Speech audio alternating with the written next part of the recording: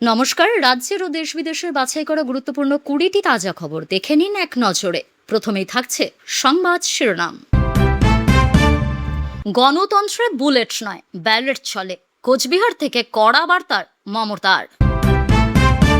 প্রাণনাশের হুমকি ও বোমাবাজি, নন্দীগ্রাম থানায় শেখ সুফিয়ানের বিরুদ্ধে অভিযোগ বিজেপি নেতার। একই দিনে বিজেপি সিপিএম ছেড়ে তৃণমূলে যোগ, ঘাসফুল বলছে অভিষেকের রোড শো দেখে এই সিদ্ধান্ত। পাথর পুজোয় কিছু মেলে না, মোদি যোগের উপাসনা করুন, বিজেপি বিধায়কের নিদানে বিতর্ক। ভোট প্রচারে চরম বিশৃঙ্খলা, নওদায় নির্বাচনী সভায় মঞ্চে উঠে হুমায়ুনকে আক্রমণ যুবকের। প্রেমিকের কথায় প্রাক্তনকে চর, রাগে নাবালিকাকে গণধর্ষণ, সদল বলে নারকীয় নির্যাতন বর্তমান প্রেমিকেরও। ভোটের মুখে অ্যাকশনে ইডি, কলকাতার 5 জায়গায় জোর তল্লাশি। তীব্র ঝড় ও প্রবল বৃষ্টি নিয়ে আসছে কালবৈশাখী, তারপরেই লাফিয়ে বাড়বে গরম। উইকেন্ডে কি হবে জেনে নিন। আইপিএলের শতাধিক টিকিট নিয়ে কালোবাজারি, গ্রেফতার ক্যান্টিন কর্মী। ভাইরাল অডিওর জের, আমাকে নয় অন্যকে ভোট দিন, হুমায়ুনের সঙ্গ ছেড়ে মানিকচকে কাতর আর্জি প্রার্থী তহিদুরের। অধ্যাপকদের ভোটে প্রিসাইডিং অফিসার করা হচ্ছে কেন? হাইকোর্টের সদুত্তর দিতে পারল না নির্বাচন কমিশন, খারিজ নির্দেশ। প্রথম দফার ভোটে বিজেপির 70% প্রার্থীর বিরুদ্ধে ফৌজদারি মামলা, শুভেন্দুর নামেই 29টি। এবার কালীঘাটে আয়কর হানা, তল্লাশি তৃণমূল নেতার বাড়িতে, বাইরে মোতায়েন কেন্দ্রীয় বাহিনী, বিক্ষোভ দলের কর্মী সমর্থকদের। বঙ্গ ভোটের আগে ত্রিপুরায় ভরাডুবি বিজেপির, বাংলার মতোই শূন্যে বাম কংগ্রেস। স্ত্রীকে প্রেগনেন্ট করাতে চাও, আমার কাছে পাঠাও। টিসিএসে হিন্দু কর্মীকে নামাজ পড়তে বাধ্য করার পর চরম কুরুচিকর প্রস্তাব। নির্বাচনের ব্লুপ্রিন্ট চুরি করতেই এই কাজ করিয়েছে বিজেপি, দেবাশিসের কার্যালয়ে তল্লাশি নিয়ে বিস্ফোরক তৃণমূল কর্মী। নির্লজ্জ, প্রতিহিংসার রাজনীতি করছে, দেবাশিস কুমারের বাড়িতে আয়কর হানায় ফুঁসছেন মমতা। 4 দিনে ভবানীপুরে 9 সভা মমতার, 8টি ওয়ার্ডেই বিরাট কর্মসূচি। পার্টি প্রার্থী তো বটেই, আমার প্লেনেও তল্লাশির চেষ্টা করেছে কোচবিহারে মমতা। পেনশন নেবেন না বিকাশ রঞ্জন ভট্টাচার্য, রাজ্যসভাকে চিঠি লিখে নজিরবিহীন সিদ্ধান্ত যাদবপুরের প্রার্থী দুঁদে আইনজীবীর। রেল লাইনে পা আটকে ছটপট করছিল কুকুর, এগিয়ে আসছিল ট্রেন, প্রাণ বাজি রেখে বাঁচালেন শ্রমিকের দল, ভাইরাল অডিও। এছাড়াও রয়েছে আরো বেশ কিছু গুরুত্বপূর্ণ খবর, পুরো বিস্তারিত জানতে ভিডিওটি শেষ পর্যন্ত শুনুন। গণতন্ত্রে বুলেট নয়, ব্যালট। গণতন্ত্রে বন্দুক নয়, ভোট হচ্ছে আসল ক্ষমতা। কোচবিহারের নির্বাচনী জনসভায় কড়া বার্তা তৃণমূল সুপ্রিমো মমতা বন্দ্যোপাধ্যায়ের। তিনি আরও বলেছেন, জনগণের সরকার, জনগণের দ্বারা সরকার, জনগণের জন্য সরকার। ভারতবর্ষের সংবিধান বলেছে ধর্ম নিরপেক্ষতা, পাশাপাশি সকলের জন্য সমান অধিকার। এদিন মমতা বন্দ্যোপাধ্যায় কেন্দ্রীয় এজেন্সি নিয়ে সোচ্চার হয়েছেন। তিনি বলেছেন, মানুষের ভোটে জেতার ক্ষমতা নেই, তাই ইডি, আয়কর, সেন্ট্রাল ফোর্স, সিবিআই, বিজেপি রাজ্যের সবাই এসে বসে রয়েছে বাংলায়। তাও একাই লড়াই করেছেন তিনি, তার সঙ্গে 100 ভাগ লোক রয়েছে। বিজেপি ষড়যন্ত্র করছে, সব ষড়যন্ত্র ভেস্তে দেবে জনগণ। তার অভিযোগ, ভোটের সময় আসছে, ভোট হলে ফিরে যাচ্ছে। 12 বছরে 12টা কাজ করেনি বিজেপি, কিন্তু তৃণমূল 105টা কাজ করে দেখিয়েছে। সাধারণ মানুষের মধ্যে কোনো ভেদাভেদ করেন না তিনি। বিজেপির ভাঁওতাবাজিতে কেউ বিশ্বাস করবেন না। তার অভিযোগ, মানুষ সব কেড়ে নিচ্ছে, মিথ্যে কথা বলে বিজেপির জুড়ি নেই। বাংলার মানুষকে পছন্দ করে না বিজেপি, নাম কেটে ভোট চাইতে এসেছে তারা। কোনো দুর্যোগ ঘটলে কাউকে দেখতে পাওয়া যায় না, তখন কারো দেখা পাওয়া যায় না। মোদির মতো প্রধানমন্ত্রী আগে কখনো দেখেননি বলে কটাক্ষ করেছেন তিনি। নাম না করে শাহকেও নিশানা করেছেন। বাংলার মানুষ বিজেপিকে বুঝিয়ে দেবে। তার হুঁশিয়ারি, বাংলার সঙ্গে ইংরেজরা পারেনি, বিজেপিও পারবে না। বাংলা আগামী দিনে ভারতবর্ষকে পথ দেখাবে। দিল্লি থেকে বিজেপিকে সরাবে বাংলায়। ভোটের মুখে ফের উত্তপ্ত হটস্পট নন্দীগ্রাম, ফের এলাকায় দাদাগিরির অভিযোগ উঠল তৃণমূল নেতা শেখ সুফিয়ানের বিরুদ্ধে। বিজেপির তমলুক সাংগঠনিক জেলার সংখ্যালঘুদের সেলের সাধারণ সম্পাদককে হুমকি ও অকথ্য ভাষায় গালিগালাজ করার অভিযোগ উঠেছে সুফিয়ানের বিরুদ্ধে। ভোটের দিনক্ষণ যতই এগিয়ে আসছে ততই উত্তেজনার পারদ চড়ছে নন্দীগ্রামে। 2021 সালে নির্বাচনের সেখানে মমতা বন্দ্যোপাধ্যায় বনাম শুভেন্দু অধিকারীর লড়াই ছিল। এবার কাঁটা দিয়ে কাঁটা তুলতে চাইছে শাসক শিবির তৃণমূল। 26-এর ভোটে তাই বিজেপির শুভেন্দু অধিকারী বনাম শুভেন্দু অধিকারীর এক সময়ের ছায়ার সঙ্গী পবিত্র করের লড়াই। সেই নন্দীগ্রাম তপ্ত বোমাবাজির অভিযোগে বিজেপির তমলুক সাংগঠনিক জেলা সংখ্যালঘু সেলের সাধারণ সম্পাদক আব্বাস বেগের অভিযোগ, গত 15 এপ্রিল নন্দীগ্রামের দাউদপুরে গ্রাম পঞ্চায়েতের নয়নানে পবিত্র করের সমর্থনে একটি পথসভা ছিল। সেখান থেকে শেখ সুফিয়ান তাকে উদ্দেশ্য করে গালিগালাজ করে বলেই অভিযোগ। আব্বাসের দাবি তাকে হুমকিও দেওয়া হয়। নন্দীগ্রাম থানায় তিনি অভিযোগ দায়ের করা হয়েছে। এরপর গত 16 এপ্রিল রাতে আব্বাসের দাউদপুরের বাড়ির কাছে বোমাবাজি করা হয়। আইসির নেতৃত্বে নন্দীগ্রাম থানার বিশাল পুলিশ বাহিনী ঘটনাস্থলে পৌঁছায়। তাজা বোমা উদ্ধার করা হয়। তৃণমূল নেতা শেখ সুফিয়ান, তার দাবি আব্বাস বেগ চোর, পঞ্চায়েতের টাকা, মুরগি, ছাগলছানা চুরি করেছে। ওকে নিয়ে আমাকে কথা বলতে হবে? এত অধঃপতন হয়নি আমার যে ওকে নিয়ে কথা বলতে হবে। বিজেপি ভুলে গিয়েছে হেরে যাবে, সে কারণে মিথ্যা মামলা দিতে হচ্ছে। সুফিয়ানের চ্যালেঞ্জ, যদি কেউ অভিযোগ করে থাকে তবে আমার হুমকি ও ভিডিও নন্দীগ্রাম থানায় জমা দিক। আপাতত অভিযোগ, পাল্টা অভিযোগে নন্দীগ্রামে চলছে জোর চাপানোতর। 26-এর বিধানসভা ভোটের মুখে বাঁকুড়ার ওন্দায় তৃণমূলের সর্বভারতীয় সাধারণ সম্পাদক অভিষেক বন্দ্যোপাধ্যায়ের রোড শো শেষ হতে না হতেই উলট পুরাণ বিরোধী শিবিরে। বৃহস্পতিবার বিকেলে ওন্দায় তৃণমূল প্রার্থী সুব্রত দত্তের সমর্থনে আয়োজিত রোড শো এর রেশ কাটতে না কাটতেই সন্ধ্যেতে বিজেপি এবং সিপিএম ছেড়ে একঝাঁক নেতাকর্মী ঘাসফুল পতাকা হাতে তুলে নেন। শাসক দলের দাবি, অভিষেকের রোড শোয়ে মানুষের স্বতঃস্ফূর্ত অংশগ্রহণ দেখেই মোহভঙ্গ হয়েছে বিরোধী দলনেতাদের। তৃণমূলের দাবি অনুযায়ী বৃহস্পতিবার সন্ধ্যায় তৃণমূল প্রার্থী সুব্রত দত্তের হাত ধরে দলবদল করেছেন স্থানীয় বিজেপি নেতা ধনঞ্জয় মাঝি, সুনীল চৌধুরী এবং প্রদীপ ঘোষ। এদের মধ্যে ধনঞ্জয় মাঝি বিজেপি যুব মোর্চার সহ সভাপতি পদে ছিলেন বলে দাবি শাসক দলের। দল বদলু ওই বিজেপি নেতা জানান, অভিষেক বন্দ্যোপাধ্যায় রোড শোয়ে যে জনজোয়ার দেখলাম তাতে উন্নয়নের পক্ষেই থাকার সিদ্ধান্ত নিলাম। বিজেপির পাশাপাশি এদিন ধাক্কা খেয়েছে বাম শিবিরও। ওন্দার চূড়া মণিপুর গ্রাম পঞ্চায়েতে সিপিএম সদস্য কৃষ্ণপদ ঘোষ এবং স্থানীয় সিপিএম নেতা পার্থ মাকু এদিন স্বপার্শ্ব তৃণমূলে যোগ দিয়েছেন। বিরোধী শিবিরে এই ভাঙনকে অবশ্য আমল দিতে নারাজ গেরুয়া শিবির। বাঁকুড়ার বিজেপি নেতা সুপ্রভাত পাত্র এই যোগদানকে তৃণমূলের সাজানো নাটক বলে অভিহিত করেছেন। তার কথায়, আমি 15 বছর ধরে বিজেপি করছি, কখনো দেখিনি উনি কবে বিজেপিতে ছিলেন বা কবে যুব মোর্চার পদে বসলেন। উনি ওদেরই লোক, শুধু চমক দিতে এভাবে প্রচার করা হচ্ছে। সুপ্রভাতের দাবি, উল্টে তৃণমূলের নিচু তলার কর্মীরাই তলে তলে বিজেপির সঙ্গে যোগাযোগ রাখছেন এবং ওন্দায় বিজেপি 20,000-এরও বেশি ভোটে জিতবে। পাথর পুজো অনর্থক, বরং ব্যক্তি আরাধনা শ্রেয়। কারণ পাথর পুজো করে কি হবে? পাথরের কাছে কিছু চাইলে সে তো তা দিতে পারবে না। মন্তব্য উত্তরপ্রদেশের বিজেপি নেতা শ্যামপ্রকাশের। তাহলে উপায়? কোনো ব্যক্তিকে উপাসনা করা যেতে পারে। রাজ্যের গোপামৌ কেন্দ্রের এই বিধায়কের জবাব, মোদিজিকে আর যোগীজিকে ভগবান মনে করার কোনো ভুল নেই, কারণ ওরাই আমাদের কিছু দিতে পারেন, দেওয়ার ক্ষমতা ওদের আছে। স্বাভাবিকভাবেই বিধায়কের এই মন্তব্য ঘিরে বিতর্ক তীব্রভাবে ছড়িয়ে পড়েছে। সম্প্রতি এক জনসভায় এই কথা বলেন শ্যাম, আর সেই ভিডিও প্রকাশ করে তার কড়া সমালোচনা করেছে তৃণমূল কংগ্রেস। বিষয়টিকে ধর্মদ্রোহিতা বলে উল্লেখ করেছে তারা। বুধবার আম্বেদকর জয়ন্তী উপলক্ষে একটি অনুষ্ঠানে গিয়েছিলেন শ্যামপ্রকাশ। সেখানেই তিনি বলেন, আমি তো জ্যান্ত মানুষকে ভগবান মনে করি। যোগীজি আর মোদিজিকে ভগবান মনে করায় কোনো ভুল নেই, কারণ ওরাই আমাদের কিছু দিতে পারেন, দেওয়ার ক্ষমতা ওদের আছে। পাথরের কাছে কিছু চাইলে সে তো আপনাকে কিছু দিতে পারবে না। এরপরই এই নিয়ে সরব হয় তৃণমূল। সমাজ মাধ্যমে ভিডিও শেয়ার করে তারা লিখেছে, মোদি কিভাবে একবার নিজেকে অজৈবিক বলে দাবি করেছিলেন মনে আছে তো? এবার ওর শিষ্যরা আক্ষরিক অর্থে সেই পথে হাঁটতে শুরু করেছেন। প্রথমে বিজেপি সাংসদ সম্বিত পাত্র দাবি করলেন মহাপ্রভু জগন্নাথ নাকি মোদির ভক্ত, আর এবার বিজেপি বিধায়ক শ্যামপ্রকাশ আরও এক ধাপ এগিয়ে প্রকাশ্যে মানুষকে পাথর পুজো বন্ধ করতে বলেছেন। তারা অতি বিপজ্জনক ব্যক্তি উপাসনার কথা বলছেন, যা ধর্মদ্রোহিতার আওতায় পড়ে। এরাই আবার নিজেদের ধর্মরক্ষক এবং হিন্দুদের ধর্মের অভিভাবক হিসেবে আত্মপ্রচার করেন।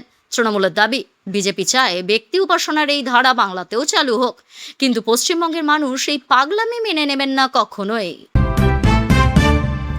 আম জনতা উন্নয়ন পার্টির চেয়ারম্যান হুমায়ুন কবিরের নিরাপত্তায় বড়সড় ত্রুটি। বৃহস্পতিবার রাতে মুর্শিদাবাদের নওদা বিধানসভা এলাকায় নির্বাচনী প্রচার চালাতে গিয়ে আক্রান্ত হলেন হুমায়ুন কবির।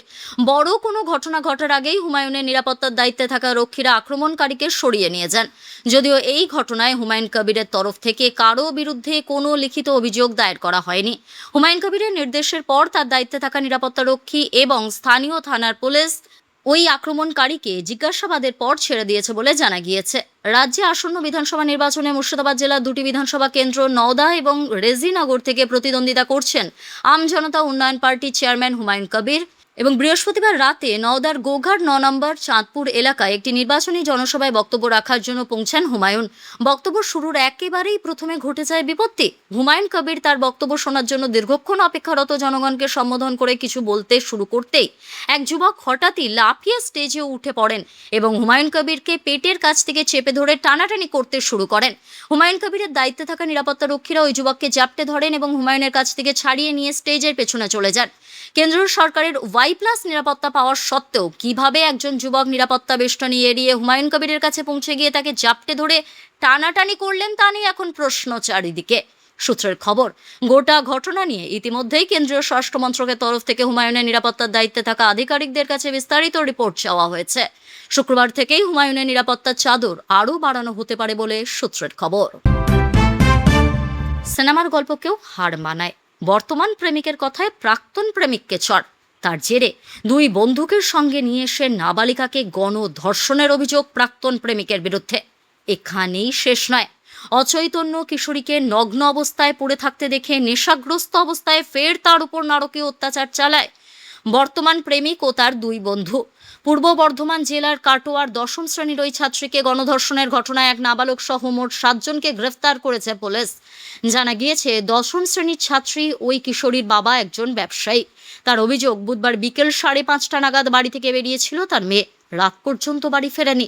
খোঁজাখুঁজির পর রাত ১০টা নাগাদ কাটোয়া এলাকার একটি ইটভাটার কাছে পরিত্যক্ত একটি ঘর থেকে ওই কিশোরীকে অচৈতন্য অবস্থায় উদ্ধার করা হয়। তাকে চিকিৎসার জন্য নিয়ে যাওয়া হয়। জ্ঞান ফেরার পর কিশোরী জানায় তাকে গণধর্ষণ করা হয়েছে। প্রত্যেকের নাম জানিয়ে দেয় কিশোরী। নির্যাতিতার বাবা ৭ জনের বিরুদ্ধে এফআইআর দায়ের করেন।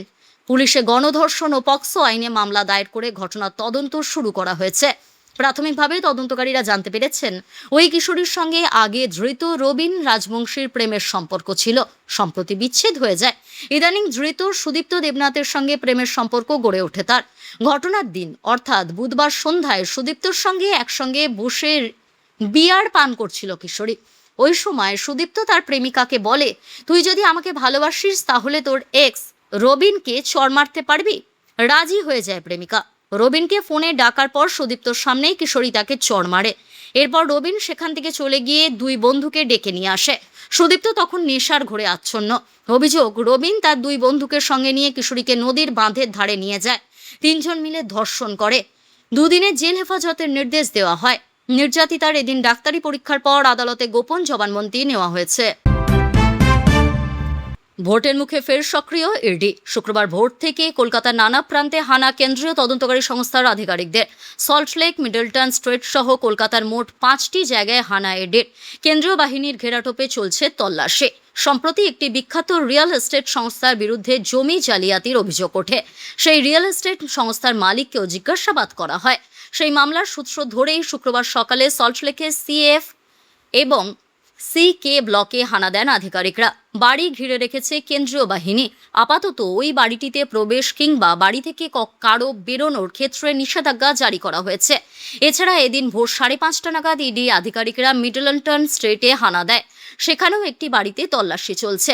এছাড়া একজন চার্টার্ড অ্যাকাউন্টের অফিসেও জোর তল্লাশি চলছে বলে খবর। এদিকে ইডির পাশাপাশি তল্লাশি অভিযান জারি হয়েছে আয়কর দপ্তরেও। ভোর 5:30 নাগাদ দেবাশিস কুমারের মনোহর পুকুরের বাড়ি ও কার্যালয়ে পৌঁছে যান আয়কর বিভাগের কর্তারা। তাদের সঙ্গে রয়েছেন কেন্দ্রীয় বাহিনীর জওয়ানরা। একসঙ্গে রাসবিহারীর প্রার্থীর 2টি ঠিকানায় তল্লাশি শুরু করেন আয়কর আধিকারিকরা। যদিও ঠিক কোন অভিযোগের ভিত্তিতে এই তল্লাশি তা এখনো জানা যায়নি। স্বাভাবিকভাবেই প্রচার বন্ধ রেখে বর্তমানে বাড়িতেই রয়েছেন তৃণমূল প্রার্থী। এদিকে আয়কর হানার খবর পেয়ে কার্যালয়ে পৌঁছেছেন তৃণমূলের সমর্থকরা। সেখানে স্লোগান তুলেছেন তারা। তাদের অভিযোগ, কার্যালয়ের থাকা ও কর্মীদের নথিপত্র ঘাঁটছেন আয়কর বিভাগের আধিকারিকরা, যা নিয়ম বিরুদ্ধ। জমি দখল সংক্রান্ত একটি প্রতারণা মামলায় দিন কয়েক আগেই বিদায়ী বিধায়ক তথা রাসবিহারী বিধানসভা কেন্দ্রের তৃণমূল প্রার্থী দেবাশিস কুমারকে তলব করে ইডি। তিনি হাজিরাও দেন। তারপরেও ভোটের মুখে তৃণমূলের হেভিওয়েট প্রার্থীর বাড়িতে ইডি তল্লাশির নেপথ্যে রাজনৈতিক ষড়যন্ত্রের গন্ধ পাচ্ছে শাসক শিবির। বজ্রবিদ্যুৎ সহ ঝড় বৃষ্টির সম্ভাবনা আজ শুক্রবারও, হতে পারে কালবৈশাখী। দক্ষিণবঙ্গের পশ্চিমের জেলা এবং উত্তরের পার্বত্য জেলায় ঝড় বৃষ্টির সম্ভাবনা বেশি, তবে বিক্ষিপ্তভাবে বৃষ্টি হতে পারে কলকাতা সহ সব জেলাতে।